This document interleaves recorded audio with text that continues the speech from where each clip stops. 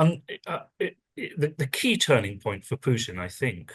if you look at his responses, was indeed the declaration by the Bush administration. Well, there were a whole set of smaller things, including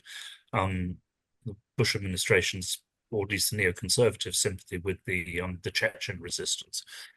But clearly, after 9/11, Putin had a very strong hope that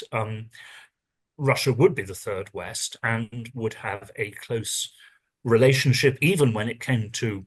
Islamist terrorism, an alliance with the United States and Europe. And in return, basically, the US and Europe would leave Russia its sphere of influence within the former Soviet Union. Now, there was sort of a series of disappointments, as I say, but the critical one was when the US and Britain decided under Bush and Blair decided to push for NATO membership of Ukraine and Georgia because,